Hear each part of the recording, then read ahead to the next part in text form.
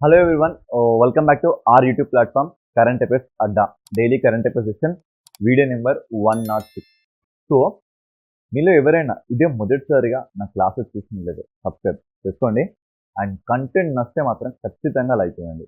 ఎగ్జామ్స్కి ప్రిపేర్ అవుతున్న మీ ఫ్రెండ్స్ అందరికీ ఈ వీడియో షేర్ చేయండి. మీకేమైనా ఓన్ సజెషన్స్ ఉంటే కనుక కింద కమెంట్ బాక్స్లో కమెంట్ చేయండి. ఓకేనా?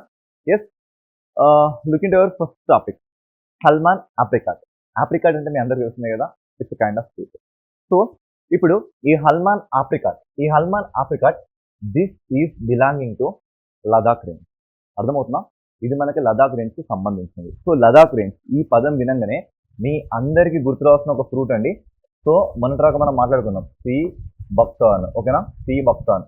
సో దీనికి సంబంధించిన సీడ్స్ని మనం మొన్నటి వరకు చూసాం కదా, వీటిని స్పేస్లోకి తీసుకెళ్ళి మరి టెస్ట్ చేశారు, తర్వాత ఇవి కిందకి వచ్చినాయి ఇలాంటి సీడ్స్ అని. ఈ సీబక్తార్ మనం చూసుకుంటే దీన్ని వండర్ ప్లాంట్ ఆఫ్ లడాక్ అని మనం పిలుస్తున్నాం, మనం మాట్లాడుకున్నాం కదా.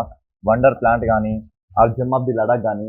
సో చూసుకుంటే ఇది -40 degrees సెల్సియస్ని కూడా తట్టుకుంటుంది. అట్లాంటి ఒక గ్రేట్ వైటమిన్ సి చాలా హ్యూజ్ లెవెల్లో ఉన్న ఒక ఫ్రూట్ అని మనం మాట్లాడుకున్నాం. అండ్ ఈరోజు ఇదే లదాఖ్ రేంజ్ చెందిన హల్మాన్ ఆప్రికాట్ గురించి కూడా మనం మాట్లాడుకోవాల్సిన సిచ్యువేషన్ వచ్చింది. సో చూస్తే మొదటిసారిగా 1.5 మెట్రిక్ టన్నులు. సో చూడండి, దాదాపుగా 1.5 మెట్రిక్ టన్నుల హల్మాన్ ఆప్రికాట్స్ని మనం సౌదీ అరేబియా, కువైట్, ఖతార్కి ఎక్స్పోర్ట్ చేస్తున్నాం. సో చూడండి, it's a great initiative to India, that is to export these kind of bulk level of 1.5 metric tons Halman apricots to Kuwait, Qatar and Saudi Arabia. So ఇది మనకి చెప్పుకోదగ్గ చాలా great issue అనొచ్చు. మరి ఈ కాంటెక్స్లో దీని యొక్క కొంచెం ఫిజికల్ నేచర్ కానీ దీని యొక్క క్వాలిటీస్ కానీ చూస్తే మనకి మ్యాటర్ సెట్ అయిపోతుంది. So it is an apricot. So దీనికి ఉన్న ఒక లైక్ సైంటిఫిక్ నేమ్ ఏంటంటే ప్రునస్ అర్మేనియాకా. ఓకేనా? ప్రునస్ అర్మేనియాకా. సో ఒకసారి అనండి, ప్రునస్ అర్మేనియాకా. ఇది దీని scientific name. So scientific names important అంటే డెఫినెట్లీ ఇంపార్టెంట్, గుర్తుపెట్టుకోవాలి. అన్ని గుర్తుపెట్టుకునే అవసరం లేదు. ఇలా మనకి కరెంట్ అఫైర్స్లో ఎప్పుడెప్పుడు వస్తాయో ఆ రోజు ఒకసారి గుర్తుపెట్టుకుని ఒక 10 times రాయండి. తర్వాత మీరు ఎప్పుడైనా చూస్తే ఆ పలానా అని మీకు గుర్తొస్తుంది. అర్థమవుతుందా? So it's a variety found in Ladakh range. ఇది మనకి ఎక్కడ చెందింది? This only belongs to Ladakh, not Jammu and Kashmir. ఓకేనా? Next, it is one of the best and finest apricots in the world. అంటే ఆప్రికాట్స్లోనే ఇది చాలా గొప్పది అండ్ చాలా బెస్ట్ అని ఇక్కడ మనం చూడొచ్చు. So this was introduced to the region over a century ago from China or central Asia. So ఈ స్టేట్మెంట్ మనకి ఏం చెప్తుందంటే ఇది ఎక్కడి నుంచి వచ్చింది? ఒకప్పుడు చైనా అండ్ సెంట్రల్ ఆసియా నుంచి మన దేశంలోకి వచ్చింది. అది కూడా పెద్ద దూరమేం కాదు, జస్ట్ ఒక సెంచరీ 100 సంవత్సరాల క్రితమని ఈ థింగ్ మనకి చెప్తుంది. నెక్స్ట్, ఇక వీటిని మనం చూస్తే లదాఖ్లో ఎక్కువగా మనకి ఏ రేంజ్లో కనబడతాయి? సో ఇవి ఊర్లు అండి, ఈ ఊర్ల పేర్లు మాత్రం గుర్తుపెట్టుకోండి. సో ఫస్ట్ వచ్చేసి మీకు షామ్, ఈ ఊరి పేరు ఏంటి? ఎస్, షామ్ ఈ ఊరి పేరు. నెక్స్ట్ చూసుకుంటే ఇంక్లూడింగ్ దా హాను. ఓకేనా? ఎస్, దా హాను. నెక్స్ట్ చూసుకుంటే ఘర్కోన్, కర్బుచాన్, ధోమ్కర్, వాన్లా, కల్సే, తిమోస్ గ్యాంగ్. సో ఇలాంటి ఏరియాస్లో ఇది మనకు ఉంటుంది. సార్ ఆ ఏరియాస్ ఒకసారి మాకు చూపెట్టండి అంటే yes, I will show you. So ఇదేనండి దాహాను. సో ఇవన్నీ మనం చూస్తుంటే ఇదంతా లదాఖ్ రేంజ్. ఇవన్నీ ఎక్స్ట్రీమ్ కోల్డ్ టెంపరేచర్లో మనం దీన్ని చూడొచ్చు. Only it is located in Ladakh range. So అర్థమవుతుందా? ఇదంతా వచ్చేసి మనకి లదాఖ్ రేంజ్లో కనబడుతుంది. ఇవేనండి మనం మాట్లాడుకుంటున్న ఎక్స్ట్రీమ్ కోల్డ్ టెంపరేచర్లో మనం ఈ హల్మాన్ ఆప్రికాట్ని చూడబోతున్నాం. ఇవే అన్నట్లు కంప్లీట్గా. ఓకేనా? ఎస్, ఈ రేంజ్లో మనం వాటిని చూస్తున్నామని ఇక్కడ మనకు అర్థమవుతుంది. సో ఇవన్నీ ఈ రేంజ్లో. సో చూడండి, ఇదంతా మనకి ఏ నది ఒడ్డున ఉంది? ఇండస్ రివర్ కనబడుతుందా? సో ఇండస్ రివర్ అనే టాపిక్ ఇక్కడ వచ్చింది కాబట్టి మన ఇక్కడ ఒక స్మాల్ ఇష్యూని కూడా అడ్రస్ చేసుకోవాల్సిన అవసరం మనకి ఎంతగానో ఉంది. For example this the kind of Jammu Kashmir state అని అనుకోండి. Yeah, yes. సో చూస్తే మనకి ఇండస్ రివర్ మనకి ఎలా ఫ్లో అవుతుంది? ఈ లెవెల్లో మనకి ఫ్లో అవుతుంటే ఈ రేంజ్ మొత్తాన్ని మనం ఏమంటున్నాం? ఇదంతా మనం లడాక్ పీఠభూమి అని పేరు పెట్టి పిలవడం జరుగుతుంది. ఓకేనా? ఇదంతా మనకి లడాక్ పీఠభూమి. ఓకే, ఇక ఈ రేంజ్ మొత్తాన్ని మనం ఏమంటున్నాం? జస్కార్ రేంజ్ అంటున్నాం. Okay, yes. ఇక్కడ చూసుకుంటే లదాఖ్కి కొన్ని ఉపనదులు కనబడతాయి. సో ఇక్కడ చూసుకుంటే మనకి నుబ్రా ఉపనది అని, షోక్ ఉపనది అని ఎస్ మనకి ఈ ప్లేస్లో కనబడతాయి. అండ్ ఈ ప్లేస్ చూసుకుంటే మనకి ఏంటి? దీన్ని మనం లదాఖ్ శ్రేణి అంటే లదాఖ్ రేంజ్ అని పిలవడం జరుగుతుంది. సో అవి మనకి ఎక్కడ లొకేట్ అవుతున్నాయి? ఈ ప్లేస్లో లొకేట్ అవుతున్నాయి. అర్థమవుతుందా? ఈ ప్లేస్లో మనకి లొకేట్ అవుతున్న విషయం ఇక్కడ మనం అర్థం చేసుకోవాలి. అండ్ ఈ లదాఖ్కి అండ్ జస్ట్ రేంజెస్ మధ్య నుంచి మనకి ఈ ఇండస్ రివర్ ఫామ్ అవుతున్న విషయాన్ని కూడా ఇక్కడ మీరు గ్రహించాలి. అర్థమవుతుందా? సో ఇలా మీరు దీన్ని ట్యాకిల్ చేయాలి. నెక్స్ట్, సో ఇవి చాలా renowned for kids, rich flavour of the medicinal properties కానీ, లైక్ విటమిన్ సి కానీ, విటమిన్ ఈ కానీ, minerals like potassium, magnesium, iron, ఇవన్నీ it's good source of the nutritive compounds అని మనం ఇక్కడ చూసుకోవచ్చు. అర్థమవుతుందా? సో ఇది దీనికి సంబంధించిన ఇష్యూ. మరి క్వశ్చన్స్ మనం ఎలా ఎక్స్పెక్ట్ చేయొచ్చు అంటే, ఎస్, సల్మాన్ ఆఫ్రికన్ ప్రధానంగా భారతదేశంలో ఏ ప్రాంతంలో లభిస్తుంది? లడాక్ ఓన్లీ. సో ఇది మన లడాక్లో మాత్రమే మనకు దొరుకుతుంది. మరి ఇందులో ఎలాంటి రకమైన విటమిన్స్ మనకు ఉంటాయి చూస్తే, విటమిన్ సి కానీ, విటమిన్ ఈ కానీ, ఇట్లాంటి విటమిన్స్ మనకు ఉంటాయి. సో చూస్తే మనకి ఇందులో ఎలాంటి మినరల్స్ మనకు కనబడుతున్నాయి? పొటాషియం కానీ, ఐరన్ కానీ, మెగ్నీషియం కానీ, ఇవన్నీ మనకు కనబడుతున్నాయి. ఓకేనా? ఇక next, Sakura science program. So Sakura science program అంటే ఏంటంటే, it's actually a Japanese science and technology program.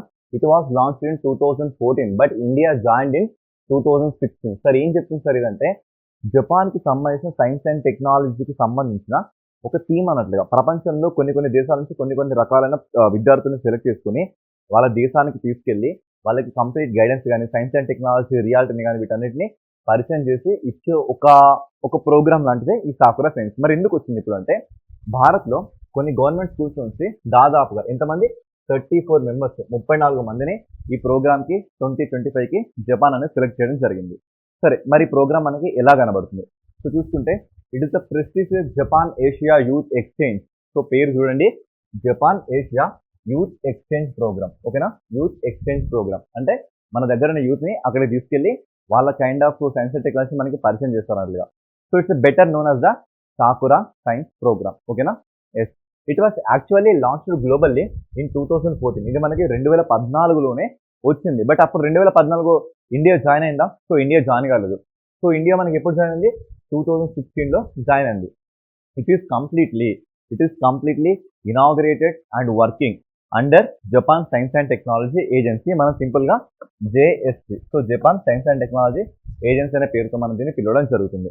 Next చూసుకుంటే, the initiative offers young learners a chance to explore cutting edge science and immerse themselves in the Japanese culture. పేర్లోనే ఉంది కదా. So Japanese like సాంప్రదాయంలో భాగంగా అక్కడున్న technology మనకి పరిచయం చేస్తుందంట. And దానికి సంబంధించిన కటింగ్ ఎడ్జ్ సైన్స్ టెక్నాలజీని మనకి అంటే ఎమర్జ్ అవుతున్న సైన్స్ అండ్ టెక్నాలజీ విషయాలన్నింటినీ మన వాళ్ళకి నేర్పించడం జరుగుతుంది. సో ఈ సంవత్సరం చూసుకుంటే దాదాపుగా ఒక 6 దేశాలని ఈ జపాన్ లైక్ సెలెక్ట్ చేసుకోవడం జరిగింది. ఆ దేశాలు చూసుకుంటే ఈజిప్ట్ కానీ, ఘనా కానీ, కెన్యా కానీ, నైజీరియా కానీ, సౌత్ ఆఫ్రికా కానీ, జాంబియా కానీ. ఒక చిన్న విషయం చూడండి, these all are belongs to Africa continent. ఓకేనా? సో ఈ విషయాలు మీకు అర్థం కావాలి. ఇవన్నీ కూడా ఆఫ్రికా కాంటినెంట్కి చెందిన అన్నట్లుగా. మరి ఇక్కడికి వెళ్ళాలంటే ఊరికి వెళ్ళాలా? ఖచ్చితంగా ఆ పిల్లలకి పాస్పోర్ట్ ఉండాలి. అర్థమవుతుందా? ఎస్. మరి కొన్ని క్వశ్చన్స్ మనం అబ్జర్వ్ చేద్దాం.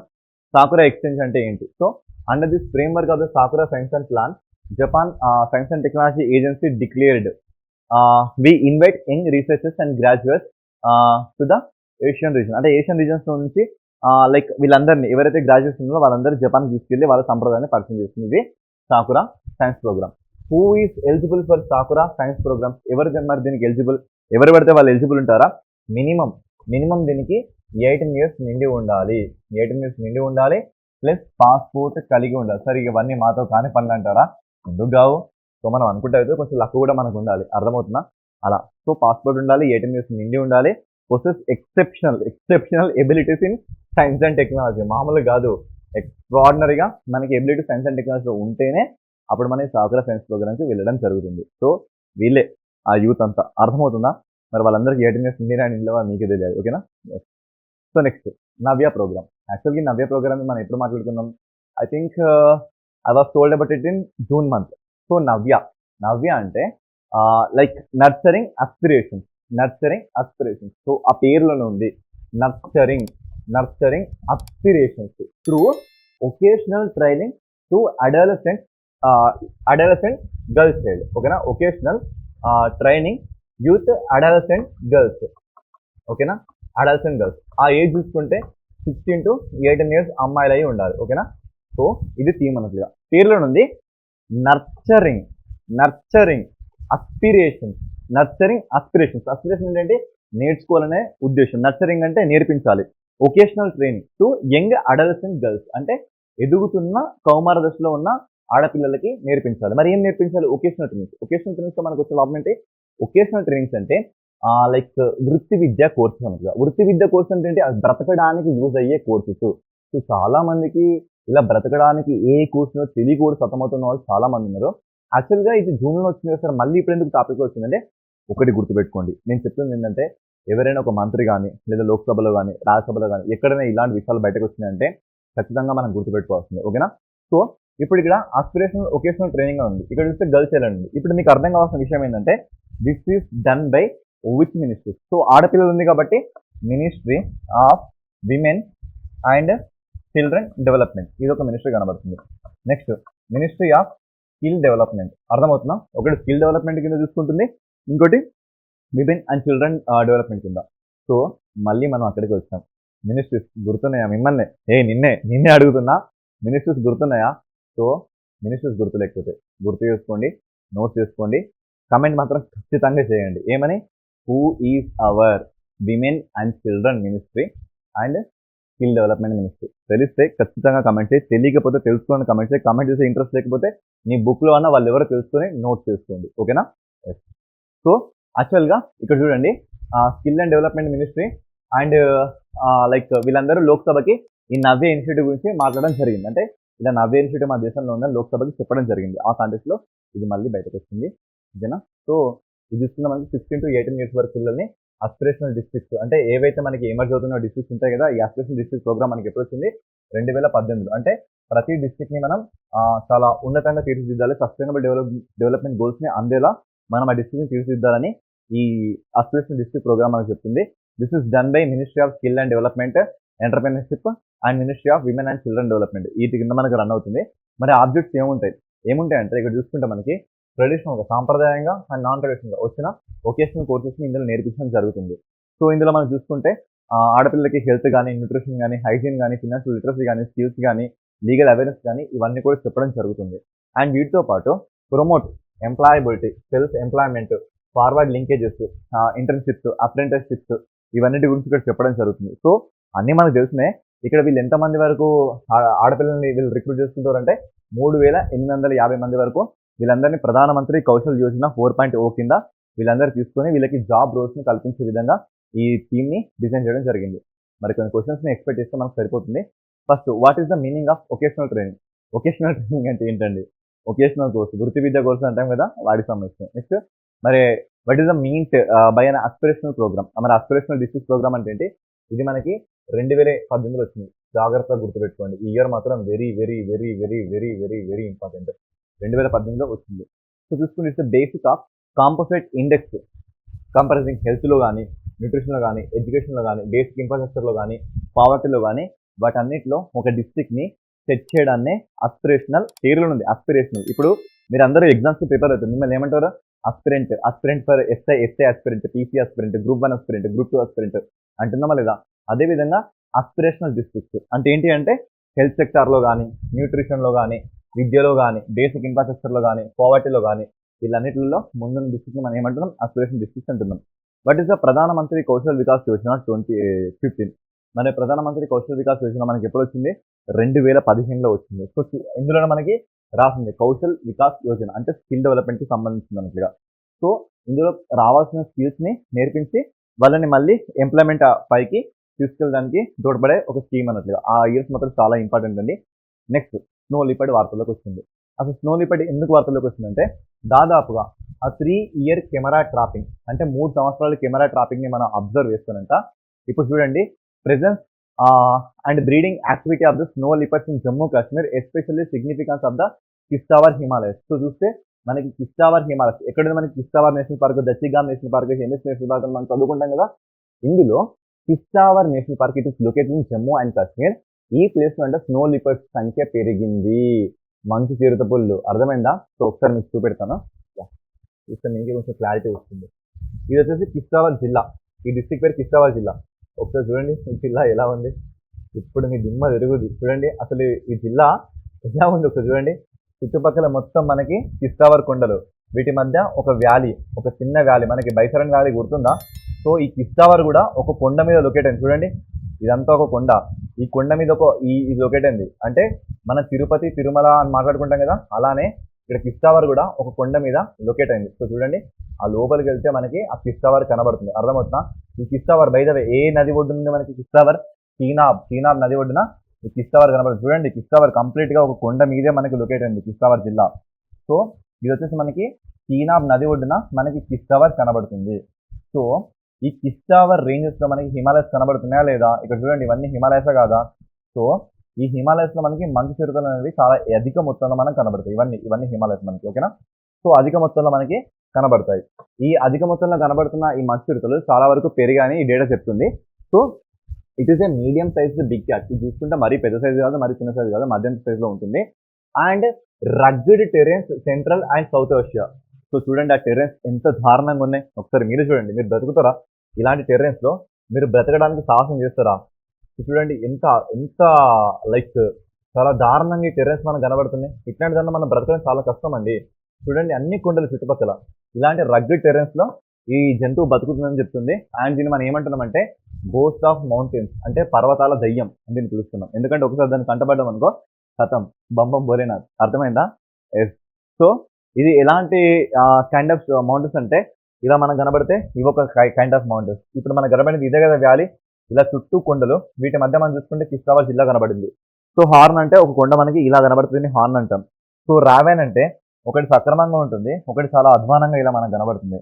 ఇక స్టీప్ అంటే ఇలా మనకి స్టార్ షేప్ లో కనబడే కొండల్ని మనం ఇలా పేర్లతో సెగ్రిగేట్ చేస్తున్నాం. సో చూసుకుంటే ఇది మనకి చాలా రగ్గెడ్ అండ్ రావెన్ హిమాలయస్ లో మనకు కనబడుతుంది.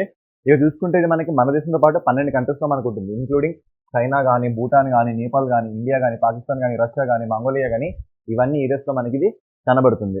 So it is a high altitude cold arid and rugged terrains of the Jammu Kashmir, Himachal Pradesh, Uttarakhand, Sikkim and Arunachal Pradesh. So చూడండి, అక్కడ అరుణాచల్ ప్రదేశ్ ఎందుకు వచ్చింది? మన దేశాన్ని మనం చూసుకుంటే ఇలా ఇలా ఇలా ఇలా మనం చూసుకుంటే మనకి హిమాలయస్ ఏ రేంజ్ లోనే ఆ రేంజ్ లో మనకు కనబడుతుంది. జమ్మూ కాశ్మీర్ కవర్ అయింది, ఉత్తరాఖండ్ కవర్ అయింది, హిమాచల్ ప్రదేశ్ కవర్ అయింది, సిక్కిం కవర్ అయింది, అరుణాచల్ ప్రదేశ్ కవర్ అయింది. ఇవన్నిటి పరంగా మన దేశంలో ఇలా కొడవలి ఆకారంలో మనకి హిమాలయస్ కనబడతాయి కదా. ఈ హిమాలయస్ ఏ రేంజ్ లో ఉందో ఆ రేంజ్ లో మనకి ఈ స్నో లిపర్స్ కనబడుతుంది. అర్థమవుతుందా? ఇంకా మనం మేఘాలయ, త్రిపుర ఆ రేంజ్కి వెళ్తే క్లౌడెడ్ లిపర్స్ కూడా మనం చూడొచ్చు. అంటే క్లౌడెడ్ లిపర్స్ అవి ఒక కైండ్ ఆఫ్ ఉంటాయి. వాటి గురించి మనం మొన్నే మాట్లాడుతున్నాం, ఓకేనా? ఎస్, ఇలా మనం చూడొచ్చు. మరి వీటి కన్జర్వేషన్ స్టేటస్ మనకి ఇక్కడ ఉందంటే ఐయుసిఎన్ లో చూసుకుంటే మనకి వల్నరబుల్ ఉంది. ఐయుసిఎన్ బై ద వే ఇది ఎప్పుడు ఏర్పడింది? 1948 లో. ఎక్కడుంది మనకి? గ్లాండ్. ఈ గ్లాండ్ మనకి ఎక్కడ కనబడుతుంది? స్విట్జర్లాండ్ లో కనబడుతుంది, ఓకేనా? ఇది రెడ్ డేటా బుక్, అంటే ప్రపంచంలో అంతమైపోతున్న జీవులకు సంబంధించిన ఒక బుక్ ఇస్తుంది. అందులో మొత్తం 9 కేటగిరీలు ఆ బుక్ ని డిజైన్ చేయడం జరిగింది. ఆ బుక్ ఎప్పటి నుంచి వస్తుంది మనకి? 1964 నుంచి ఇప్పటి వరకు వస్తుంది. ఇది ఐయుసిఎన్ లో చూసుకుంటే వల్నరబుల్, అత్యంత దుర్బలమైన సిచ్యువేషన్ లో మనకు కనబడుతుంది. ఇక సైటిస్, ఇది మనకి ఎప్పుడు ఏర్పడింది? వెరీ రీసెంట్ గా 50 years కంప్లీట్ చేస్తుంది. ఇది మనకి 1975 జూలై 1న ఏర్పడింది. దీంట్లో చూసుకుంటే అపెండిక్స్ 1 అంటే చాలా డేంజరస్ సిచ్యువేషన్ లో మనకు కనబడుతుంది. ఇక వైల్డ్ లైఫ్ ప్రొటెక్షన్ యాక్ట్, వన్యప్రాణి సంరక్షణ చట్టం 1972 ప్రకారం చూసుకుంటే షెడ్యూల్ 1 ఎటు చూసుకున్నా ఇది చాలా డేంజరస్ సిచ్యువేషన్ లో మనకి లొకేట్ అయినట్లుగా కనబడుతుంది, ఓకేనా? So these are some questions to expect in exam. So చూస్తే what is the snow leopard also known as? మరి స్నో లిపర్డ్ కింద ఇంకో పేరు ఏంటి? It is a ghost of mountains. Like next ఇది ఐయుసిఎన్ చూసుకుంటే మనకి ఏ కేటగిరీలో ఉంది? వల్నరబుల్ కేటగిరీలో ఉంది. ఇవి ఈరోజు కరెంట్ అఫైర్స్. ఇంతకంటే మోర్ క్వాలిటీతో మనం మళ్ళీ నెక్స్ట్ సెషన్లో కలుసుకుందాం. Thank you.